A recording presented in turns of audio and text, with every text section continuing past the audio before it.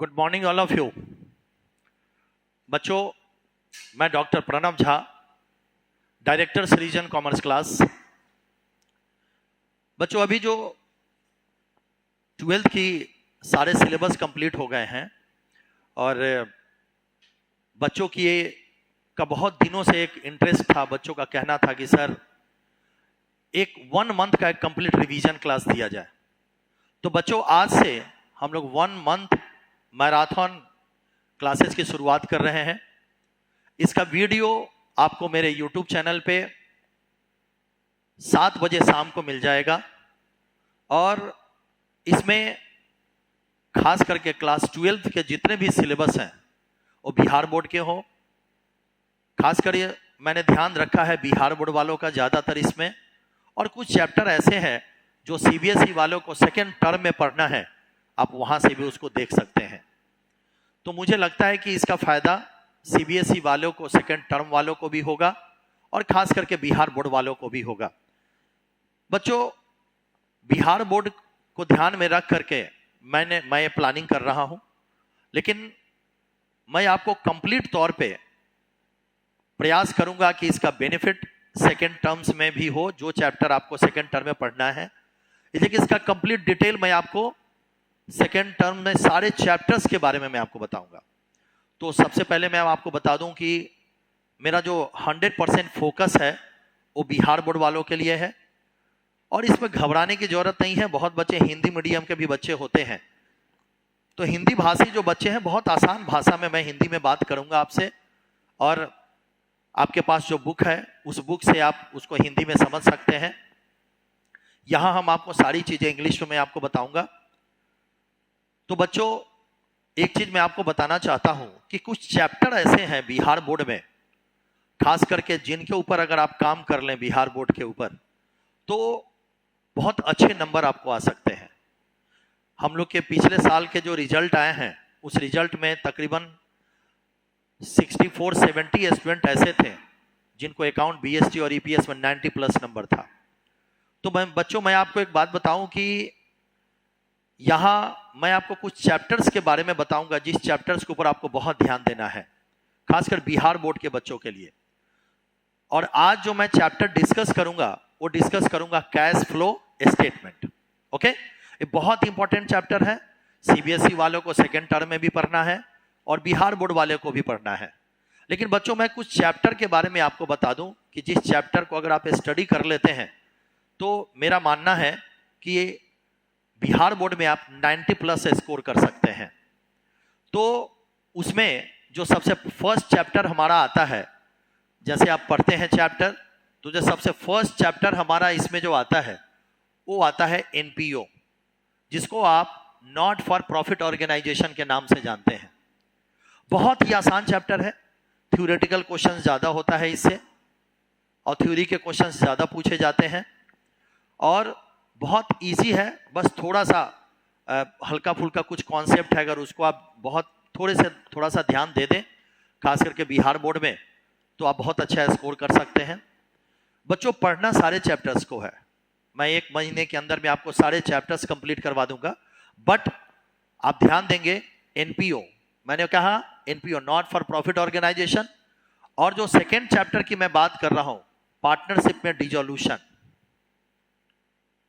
Partnership में dissolution of partnership, dissolution of partnership. बच्चों, dissolution of partnership एक ऐसा चैप्टर है जिसे बिहार बोर्ड में 25 मार्क्स के क्वेश्चन आते हैं, और उसको अगर आप बहुत अच्छे तरीके से कर लें, और बहुत आसान है, बहुत इजी है, उसको आप अच्छे तरीके से कर लें तो कंप्लीट सारा का सारा स्कोर आप कर सकते हैं। इसी तरह से एक चैप्टर है cash flow statement, cash flow statement. बच्चों, ये भी बहुत आसान चैप्टर है और इससे सबसे ज्यादा थ्योरेटिकल क्वेश्चंस आते हैं, और मैं क्लास के एंड में मैं आपको बहुत सारी चीजें डिटेल, जो भी कैसे एग्जामिनेशंस के क्वेश्चंस हैं बिहार बोर्ड के लिए, वो सारी चीजें मैं डिस्कस करूंगा आपके साथ। तो कैश फ्लो स्टेटमेंट है। इसी तरह से यहां पे एक चैप्टर है जिसको हम लोग फाइनेंशियल स्टेटमेंट बोलते हैं। Financial statement. तो बच्चों ये जो 4 चैप्टर आप देख रहे हैं, ये जो 4 चैप्टर देख रहे हैं, पढ़ना तो हम लोग को सारे चैप्टर्स को है, लेकिन ये जो 4 चैप्टर आपके सामने हैं, इस चैप्टर की सबसे खास बात क्या है कि बिहार बोर्ड में इस पे बहुत ज्यादा फोकस किया जाता है। और यहां पे आप NPO, dissolution of partnership, cash flow और फाइनेंशियल स्टेटमेंट, जिसमें आपको छोटे छोटे क्वेश्चंस होते हैं, कॉमन साइज कंपैरेटिव स्टेटमेंट बनाना होता है। तो इन चैप्टर्स को अगर आप खूब अच्छे तरीके से कर लें तो मेरा मानना है कि आप बहुत अच्छे स्कोर से पास कर जाएंगे। चलिए बच्चों, आज से हम लोग क्लासेस की शुरुआत करते हैं। और क्लासेस की जो शुरुआत हम लोग करते हैं, इसमें आप जानते हैं कि माँ सरस्वती को याद करते हैं, और याद करने के साथ आज से एग्जैक्ट 15 डेज के बाद आपके सारे सिलेबस को मैं कंप्लीट करवा दूंगा। एवरीडे आपको वीडियो मिलेगा, और अगर आप लोग के रिक्वेस्ट आए तो मैं लाइव भी आ सकता हूं, जिसमें आप लोग के डाउट्स क्लियर करवाए जाएंगे। तो बच्चों, प्रयास करना है कॉन्सेप्ट के ऊपर कि आप कॉन्सेप्ट क्लियर करें। तो आज सबसे पहला हम लोग क्लास स्टार्ट करेंगे कैश फ्लो स्टेटमेंट का। ओके,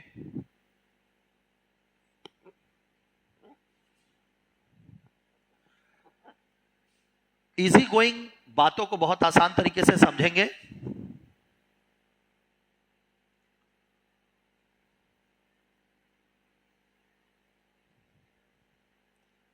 सबसे पहले हम लोग समझते हैं कि एक कैश फ्लो स्टेटमेंट होता क्या है। ओके, देखो बच्चों, एक कैश फ्लो स्टेटमेंट होता क्या है। कैश फ्लो स्टेटमेंट में 3 वर्ड हैं, कैश फ्लो और स्टेटमेंट। अभी सब डिटेल में भी हम लोग देखेंगे, कैश फ्लो और स्टेटमेंट। तीनों वर्ड को पहले हम लोग अलग अलग समझेंगे। कैश, कैश का मतलब क्या होता है। इस कैश में 2 चीजें आती है, कैश और कैश इक्विवेलेंट। देखो बच्चों, कैश और कैश इक्विवेलेंट, हम इसकी बात करेंगे अभी। अब यहां पर हम लोग को जो समझना है कि ये कैश क्या होता है, कैश इक्विवेलेंट क्या होता है। बच्चों, कैश का मतलब होता है cash in hand, cash at bank, जो बैंक में आपका डिपॉजिट है। और कैश इक्विवेलेंट का मतलब होता है जो हाईली लिक्विडिटी में है, हाईली लिक्विड है, जिसको जब चाहे तब हम कैश में क्या कर सकते हो, कन्वर्ट कर सकते हो। तो बच्चों, कैश इक्विवेलेंट में मार्केटेबल सिक्योरिटीज हैं, हमारा कॉमर्शियल पेपर है, ट्रेजरी बिल है, वो सारी चीजें इसमें आती है। तो सबसे पहले हम लोग बात कर रहे हैं कैश की। बच्चों, अगर हम लोग फ्लो की बात करें तो फ्लो का मतलब आप जानते हैं क्या होता है, बहना। फ्लो का मतलब कैश फ्लो स्टेटमेंट में एक मैनेजर जो होता है, वो किसी भी बिजनेस के कैश को क्या करना चाहता है, चेंज करता है। कैश को क्या करेगा, वो चेंज करेगा कि कैश से हमारे बिजनेस में क्या चेंज आ रहा है। इसके लिए हम लोग क्या बनाते हैं, फ्लो। फ्लो हमारा 2 तरीके का होता है बच्चों, एक को बोलते हैं इनफ्लो और एक को बोलते हैं outflow.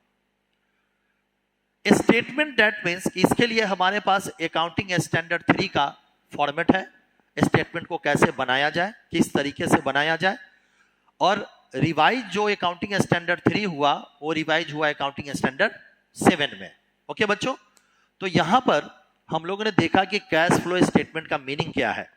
Cash that means cash and cash equivalent, and flow that means inflow and outflow, and statement that means prescribe by accounting standard 3 and revised कब हुआ, अकाउंटिंग स्टैंडर्ड 7 में।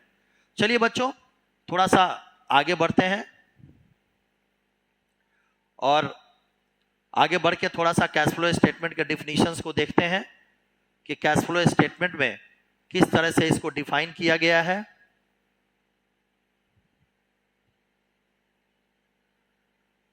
बहुत ही आसान चैप्टर है, कहीं से किसी तरह की परेशानी नहीं है, और बस थोड़ा सा ध्यान देना है, बहुत थोड़ा सा ध्यान दीजिएगा, सारी बातें आपके समझ में आ जाएगी।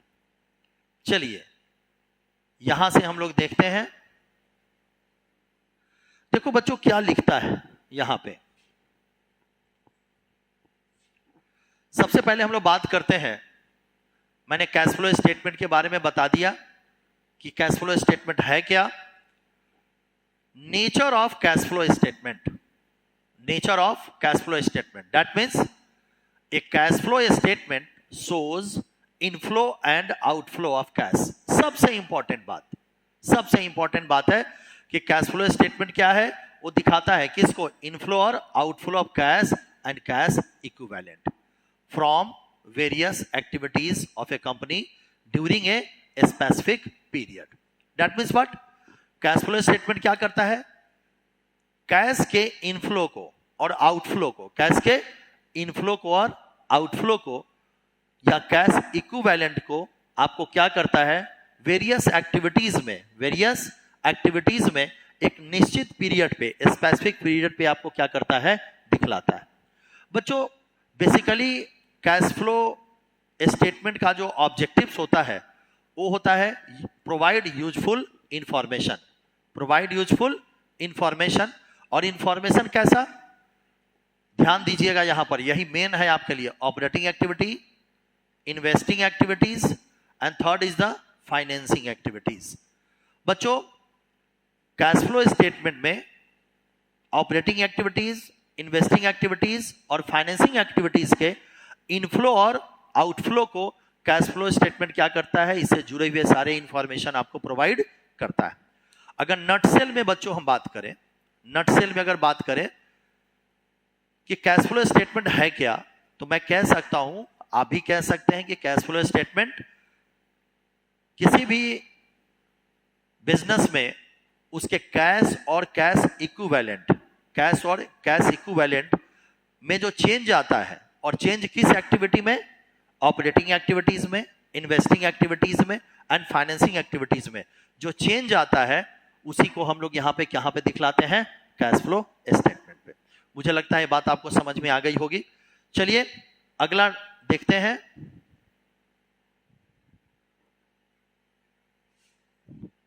अगला जो हम लोग देखेंगे वो देखेंगे कि भाई ये जो कैश फ्लो स्टेटमेंट है इसके बेनिफिट्स क्या है। मैं आपको बता रहा हूं कि बिहार बोर्ड में खासकर थ्योरी पे बहुत ध्यान दिया जाता है।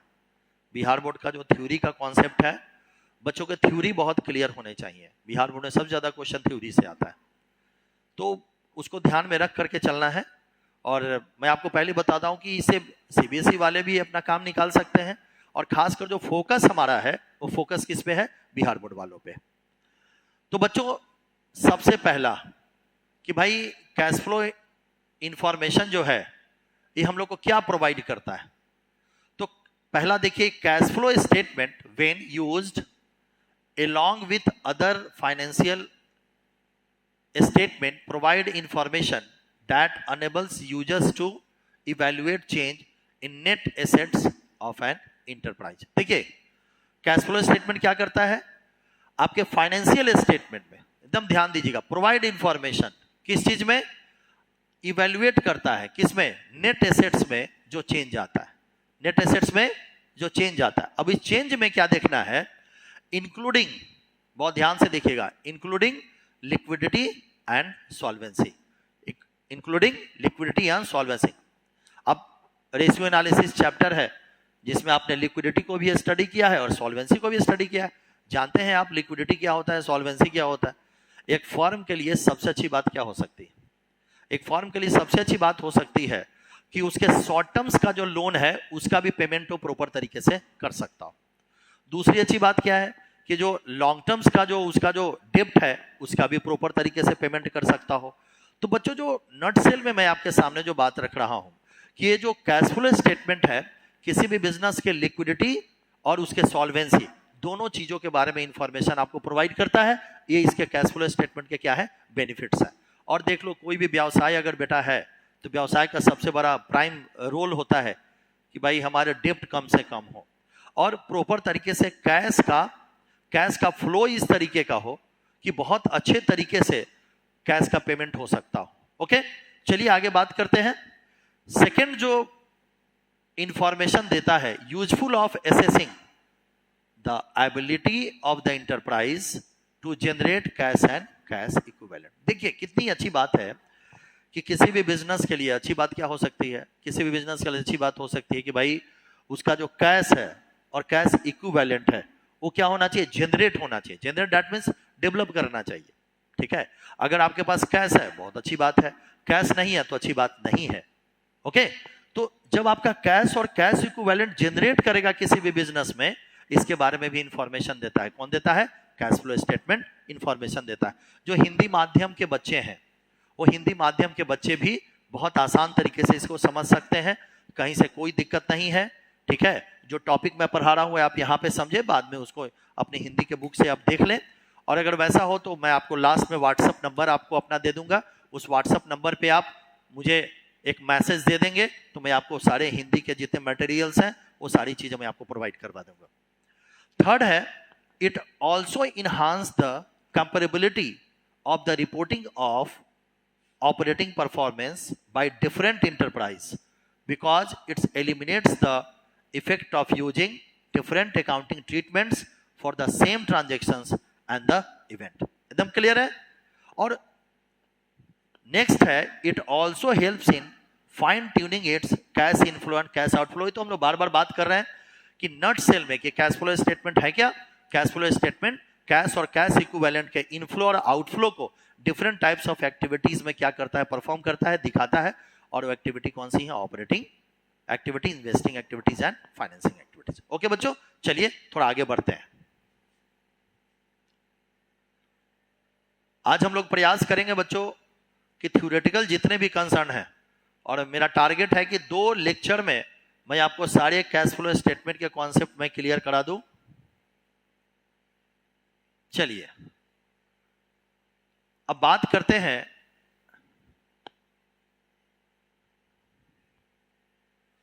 चलिए बच्चों, जो सबसे इंपॉर्टेंट टर्म्स है, एक एक टर्म्स के ऊपर हम लोग डिस्कस करेंगे, एक एक टर्म्स के ऊपर हम लोग बात करेंगे।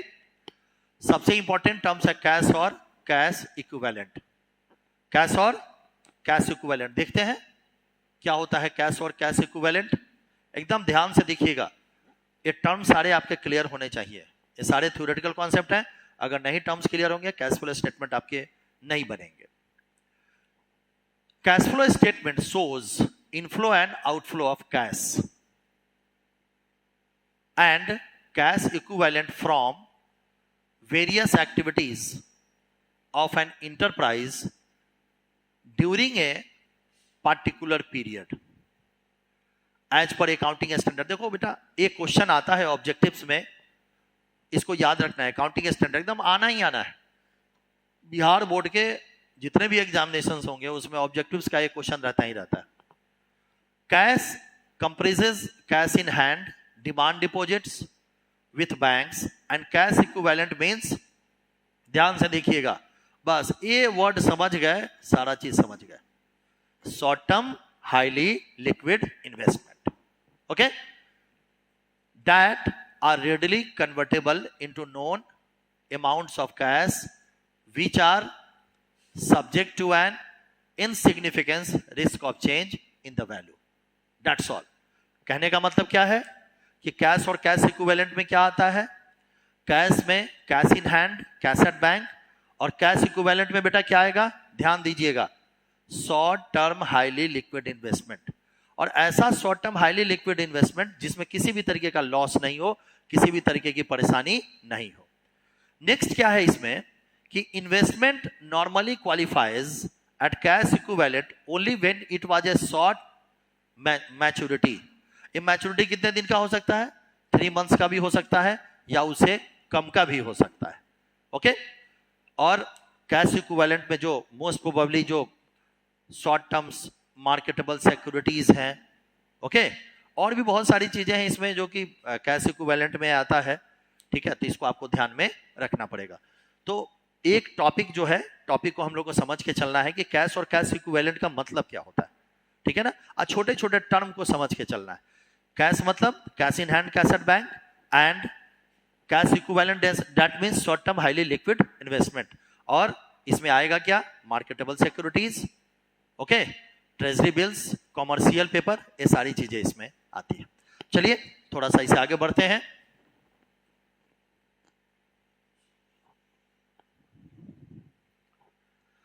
अब बच्चों यहां से थोड़ा सा आगे बढ़ते हैं और देखते हैं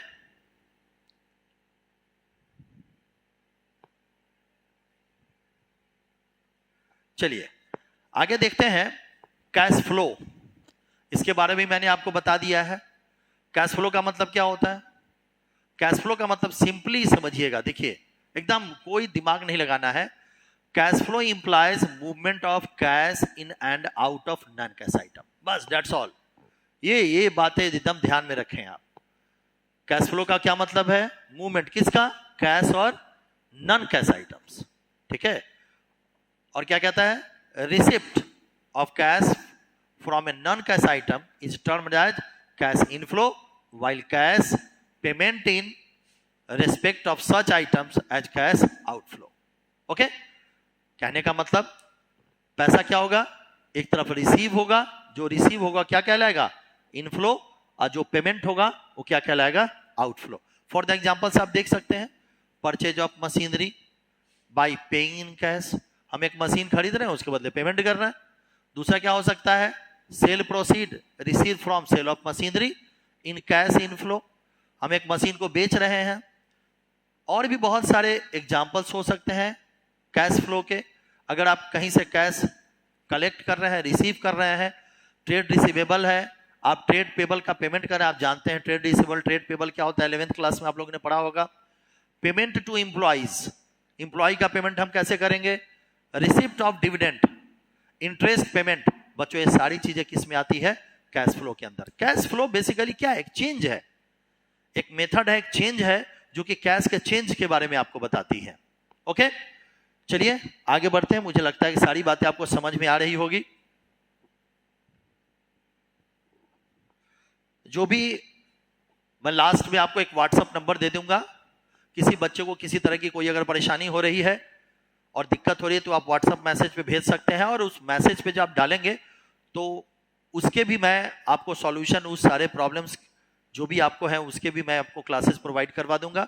और एकदम निश्चित रहें कि मैं प्रयास करूंगा कि आपके जो बिहार बोर्ड में मार्क्स हैं खास करके वो 85 से 90 तक आपके पहुंच जाएंगे। विद इन 20 डेज में आप स्टडी कर लेंगे। तो चलिए बात आगे करते हैं।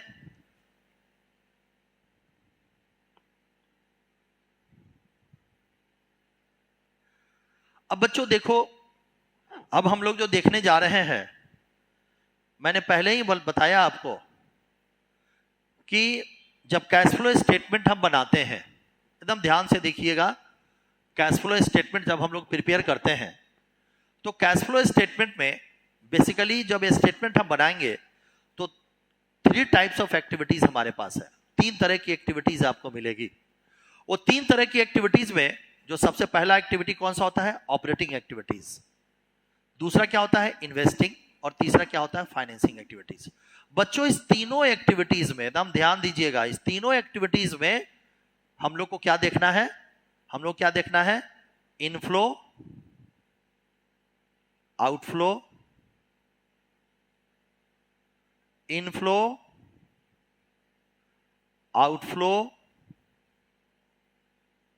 इनफ्लो और आउटफ्लो। देखते जाओ बच्चों, अगर हम लोग क्लासिफिकेशन ऑफ एक्टिविटीज की बात करें, classification of activities that means कि preparation of cash flow statement, preparation of cash flow statement.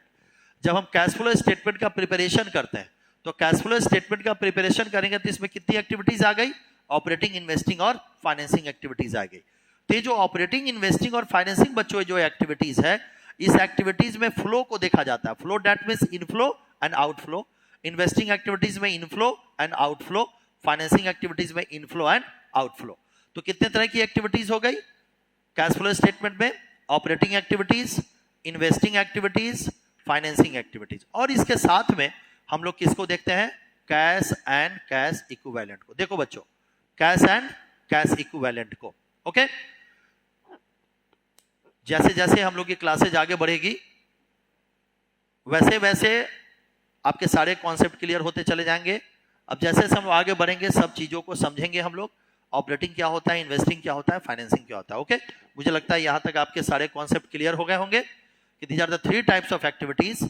First is the operating activities, second is the investing activities and third is the financing activities. Okay, और इसके साथ में क्या होगा? Cash and cash equivalent. चलिए आगे देखते हैं।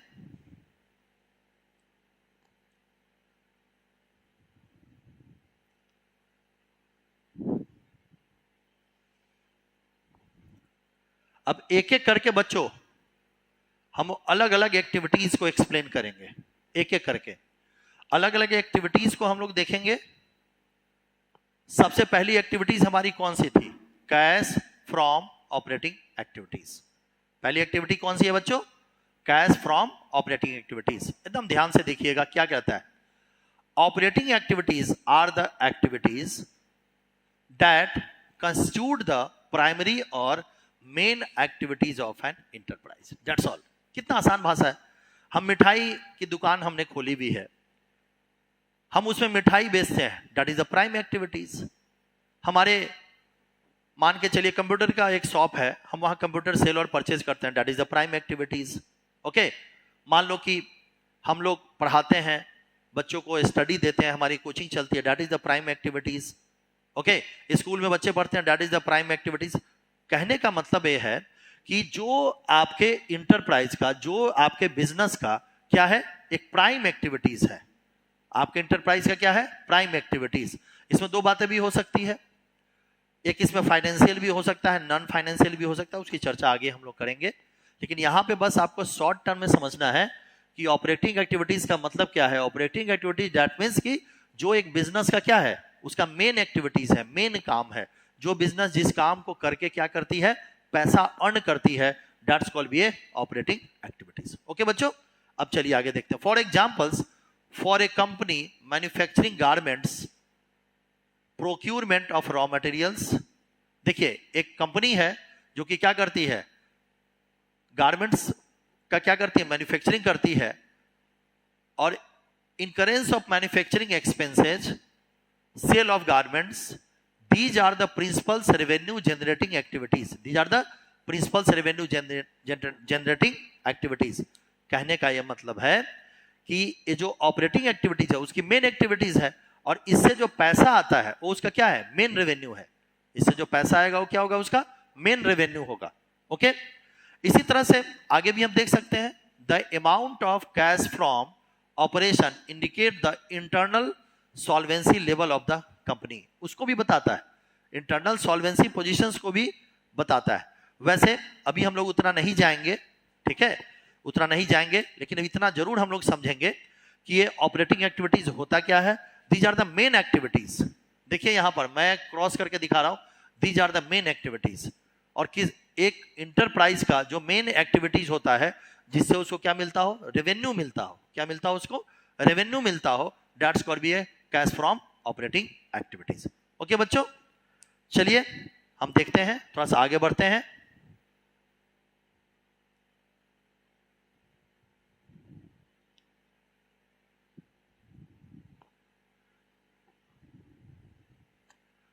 अब कुछ एग्जांपल्स देखते हैं, cash flow from operating activities के कुछ एग्जांपल्स देखते हैं। First, cash flow from operating activities. ये क्या कर रहा है, इनफ्लो, और ये यहां पे क्या है, आउटफ्लो। इनफ्लो में क्या आएगा, कैश रिसीव कर रहे हैं आप, क्या करके, गुड्स और सर्विसेज को आप सेल करते हैं। गुड्स और सर्विसेज को आप क्या कर रहे हैं, सेल करके कैश रिसीव कर रहे हैं। कैश रिसीव कर रहे हैं किससे, रॉयल्टी से, फीस से, कमीशन से, और भी अलग रेवेन्यू से। ये सारी चीजें क्या आ जाएगी, इनफ्लो। क्या चीजें आ जाएगी, इनफ्लो। दूसरा क्या है, cash outflow from operating activities. Outflow कैसे होगा, आप कैश पेमेंट कर रहे हैं किसको, अपने सप्लायर्स को। आप कैश पेमेंट कर रहे हैं किसको, अपने इंप्लॉय को। आप कैश पेमेंट किसको कर रहे हैं, आप किसी प्रीमिसेस या किसी तरह का क्लेम अगर है, कैश पेमेंट कर रहे हैं किसको, अगर आपका टैक्स के रिगार्डिंग आपका पेमेंट हो रहा है, तो अगर पैसा आ रहा है तो वो क्या हो गया, इनफ्लो, और पैसा जा रहा है तो क्या होगा, आउटफ्लो। और इसका रिलेशन किसके साथ है, प्राइम एक्टिविटी के साथ। जो बिजनेस का मेन एक्टिविटी है, बिजनेस का जो प्राइम एक्टिविटीज है उसके साथ। बेसिकली है क्या कि जो ऑपरेटिंग एक्टिविटीज है इसका रिलेशन किस किस किस के साथ होता है। इसका रिलेशन नॉन कैश आइटम्स के साथ होता है, इसका रिलेशन करंट एसेट्स और करंट लायबिलिटी के टर्म्स के साथ होता है, कि करंट एसेट्स और करंट लायबिलिटी के टर्म में क्या चेंज आ रहा है, वहां पे हम लोग सारी चीजें ऑपरेटिंग एक्टिविटीज को देखते हैं। और जब प्रैक्टिकल्स करेंगे तो और सारे कॉन्सेप्ट हमारे क्लियर हो जाएंगे। कुछ कुछ क्वेश्चंस मैं आपको प्रैक्टिकल्स भी करवा दूंगा। ओके, तो हम लोगों ने अभी तक देखा कि जो एक्टिविटी है, जो ऑपरेटिंग एक्टिविटीज है, ऑपरेटिंग एक्टिविटीज में इनफ्लो क्या हो सकता है और आउटफ्लो क्या हो सकता है। चलिए आगे बात करते हैं।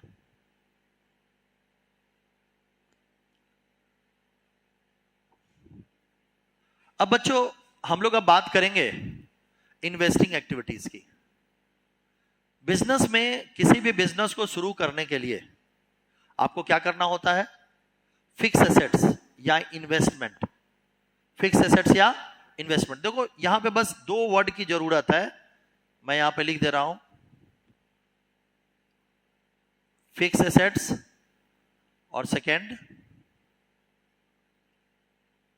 इन्वेस्टमेंट। फिक्स एसेट्स और इन्वेस्टमेंट।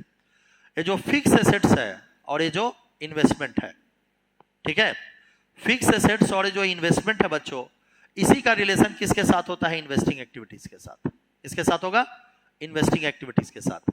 दैट मीन्स कि as per the accounting standard 3, investment activities are the acquisition and disposal of long term assets and other investment not included in cash equivalent. इसको कैश इक्विवेलेंट को यहां पे use नहीं किया जाता है।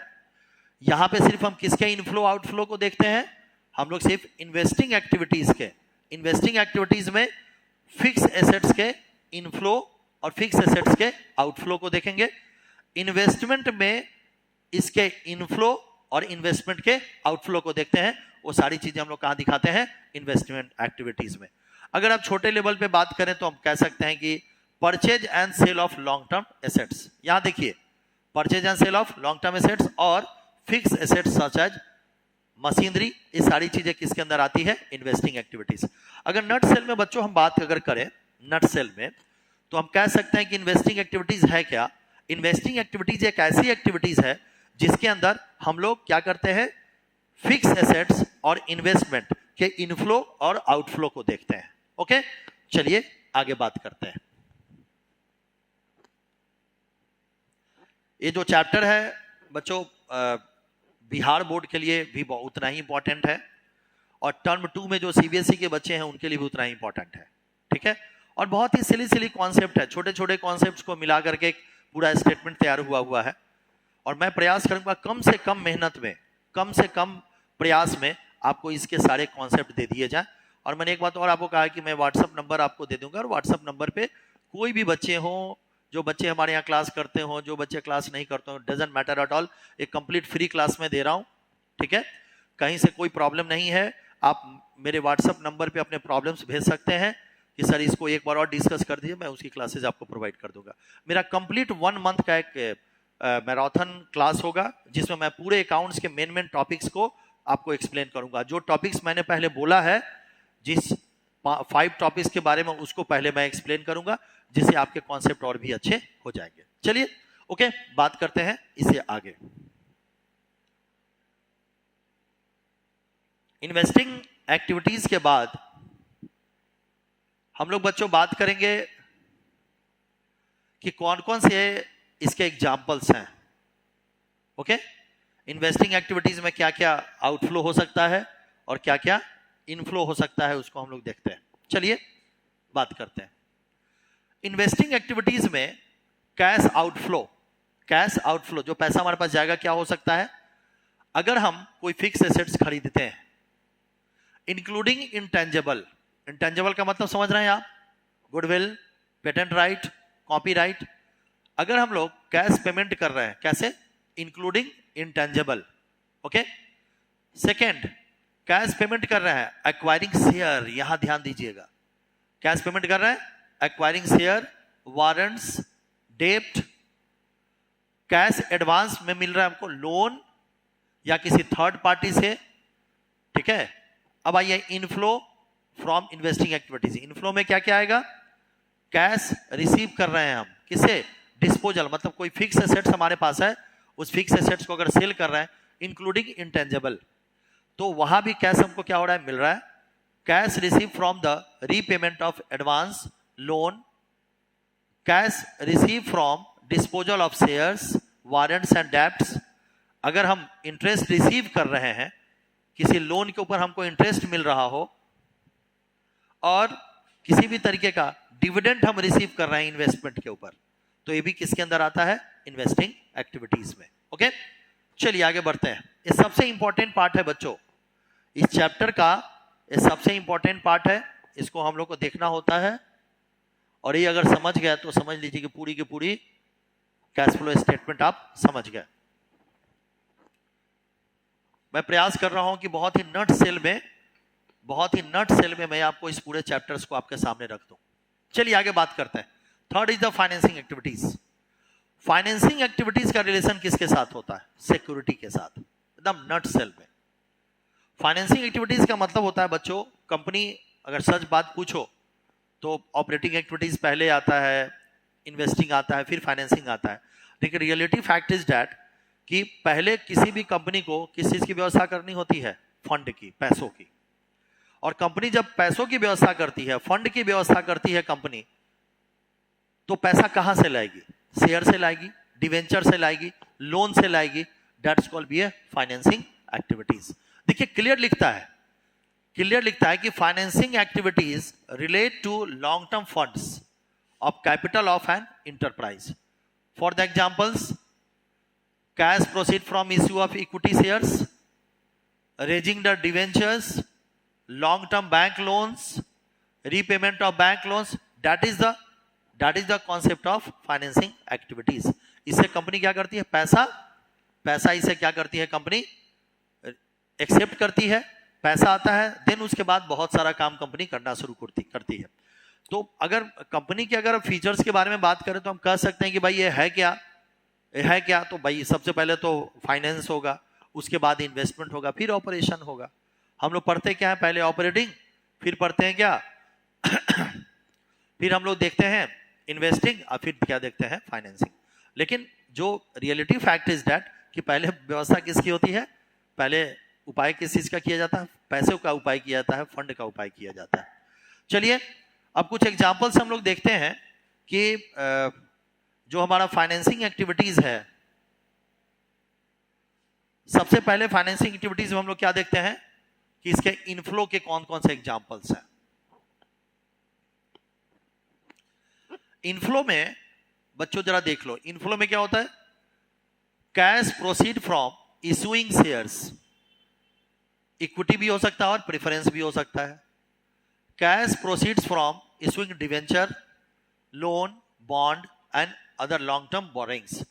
कहने का बच्चों मतलब क्या है कि हम अगर शेयर इशू करते हैं, इक्विटी हो या प्रेफरेंस हो, आप जानते हैं क्या होता है, ठीक है? अगर हम शेयर इशू करते हैं, डिवेंचर भी हो सकता है, लोन भी हो सकता है, बॉन्ड भी हो सकता है, लॉन्ग टर्म सम्स के लिए हो सकता है, ठीक है? चलिए आगे देखते हैं।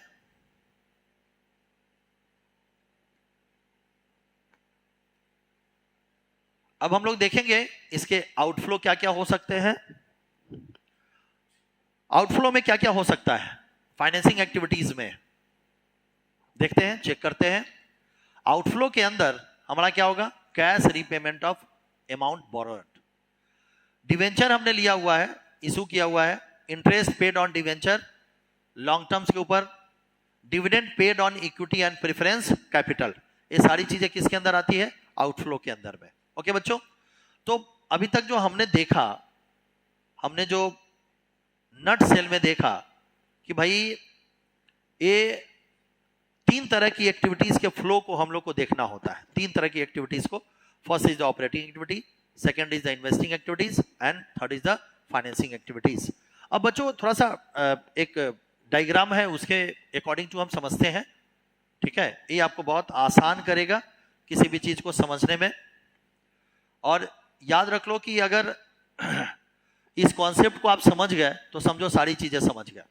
सबसे फर्स्ट क्या कह रहा है? Operating activities. ऑपरेटिंग में हम लोग क्या देखना है? इनफ्लो। इनफ्लो में क्या आएगा? From sale of goods and services to customer. Clear? ठीक है? पैसा रॉयल्टी से, फी से, कमीशन से हमको क्या हो रहा है? रिसीव हो रहा है। आउटफ्लो में क्या होगा? हम एम्प्लॉय को पेमेंट कर रहे हैं, परचेज ऑफ इन्वेंट्री, पे ऑपरेटिंग एक्सपेंसेज, टैक्स का पेमेंट कर रहे हैं। अब आइए नीचे, इन्वेस्टिंग एक्टिविटीज। इन्वेस्टिंग में बच्चों क्या होगा, एकदम ध्यान से देखना है। इन्वेस्टिंग में क्या होगा, जो बातें मैंने आपको बताई है पहले, property, plant, equipment, long term investment को क्या कर रहे हैं, सेल कर रहे हैं। इंटरेस्ट, डिविडेंड क्या हो रहा है, रिसीव हो रहा है। Proceed from issue of preference और इक्विटी शेयर है। इसी तरीके से हम परचेज, प्रॉपर्टी को परचेज कर रहे हैं, प्लांट को परचेज कर रहे हैं, इक्विपमेंट परचेज कर रहे हैं, नॉन करंट एसेट्स परचेज कर रहे हैं। हम लोग प्रेफरेंस शेयर्स का और by back of equity shares का रिडम्पशन हो रहा है। तो ये सारी एक्टिविटी जो हमारी है, हम लोग इन्वेस्टिंग एक्टिविटीज में क्या क्या आएगा, sale of property plant, receive from interest and dividend, okay, और क्या आएगा, purchase of property plant equipment and non current investment. Financing activities में क्या आएगा, proceeds from issue of preference and equity shares. यहां पे क्या आएगा, redemption of preference shares buy back of equity shares. Proceeds from issuance of डेब्ट and bonds, procurement of loans, redemption, payment of debenture and long terms, payment of dividend and interest. सारी चीजें जो बातें मैंने पहले कही है वो सारी चीजें आपके सामने है। ओके, मेरे कहने का यह मतलब है कि ऑपरेटिंग एक्टिविटीज का रिलेशन किसके साथ होता है, इन्वेस्टिंग का किसके साथ होता है, और फाइनेंसिंग का किसके साथ होता है। बच्चों, फाइनेंस का रिलेशन होता है शेयर, डिवेंचर और बॉन्ड के साथ। इन्वेस्टिंग एक्टिविटीज का रिलेशन किसके साथ होता है, फिक्स एसेट्स और इन्वेस्टमेंट के साथ। ऑपरेटिंग का रिलेशन किसके साथ होता है, जो जनरल ऑपरेशन का वर्क किया जाता है बिजनेस में, उसके साथ होता है। चलिए, अब बच्चों यहां तक आपका थ्योरेटिकल कॉन्सेप्ट था। इस थ्योरेटिकल कॉन्सेप्ट को क्लियर कर लेना है। आज हम लोग थोड़ा सा और बात करेंगे इसमें,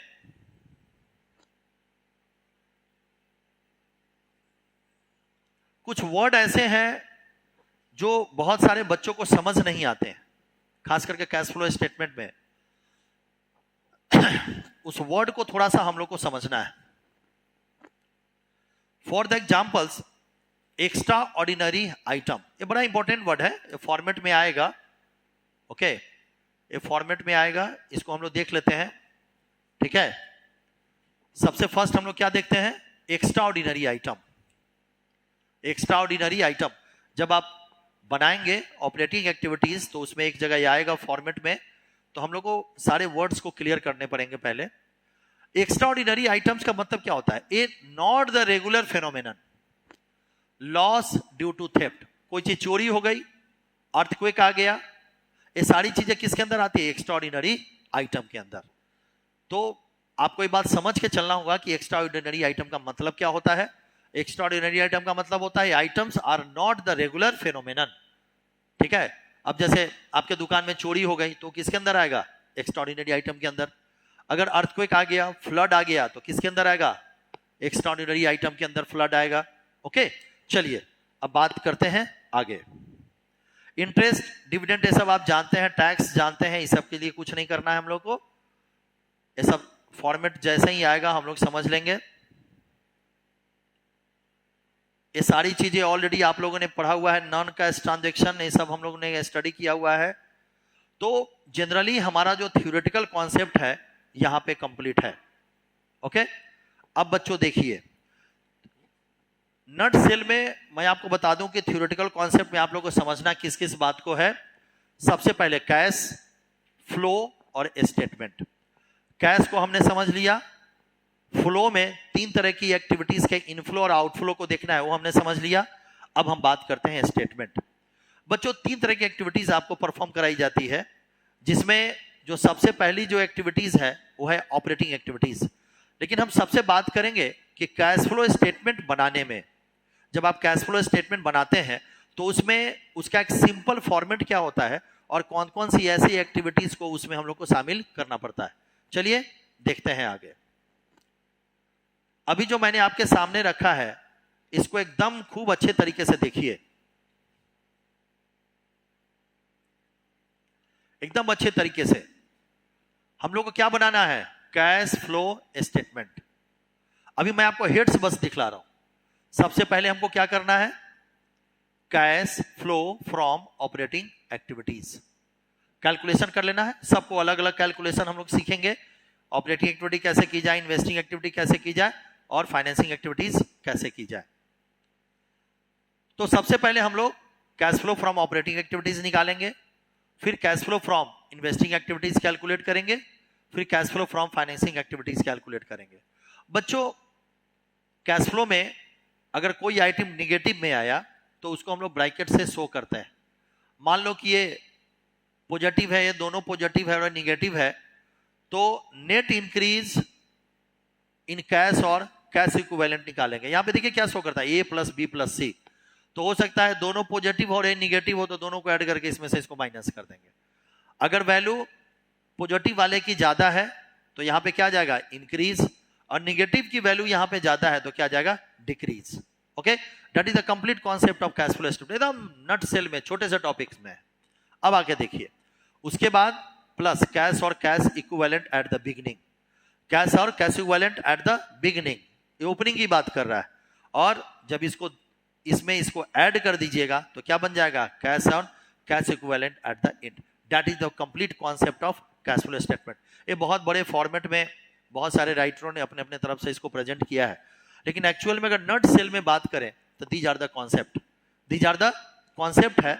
और इसमें सबसे फर्स्ट क्या लेना है हम लोग को, cash flow from operating activities.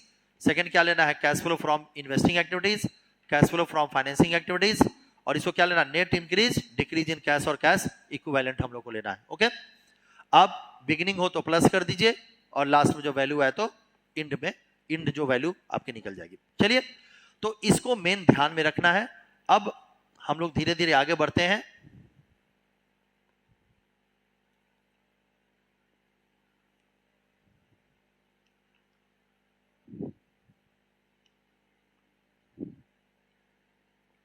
चलो बच्चों, तो आज जो हम लोगों ने सीखा वो कंप्लीट थ्योरेटिकल कॉन्सेप्ट मैंने आपको सारे बता दिए हैं, और मैं आपको एक अपना कांटेक्ट नंबर भी दे दे रहा हूं, ठीक है ना।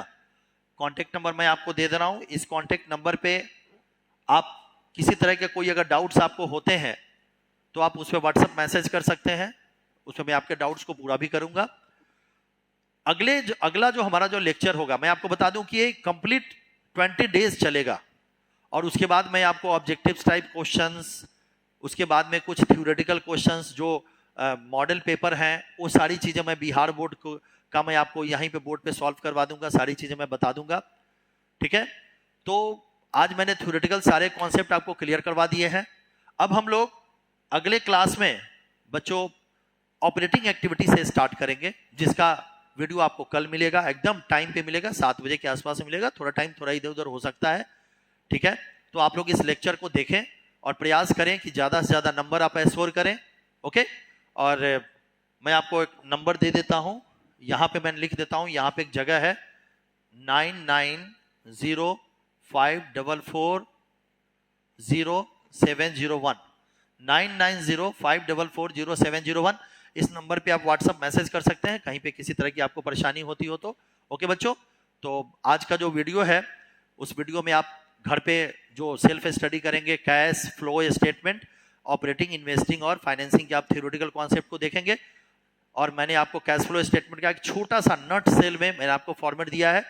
अगले क्लास में हम लोग ऑपरेटिंग एक्टिविटीज के दोनों मेथड को देखेंगे, फिर फाइनेंसिंग, इन्वेस्टिंग, और देन उसके बाद एक फुल फ्लेज्ड क्वेश्चन हम लोग सॉल्व करेंगे। ओके बच्चों, आज के लिए धन्यवाद, थैंक यू।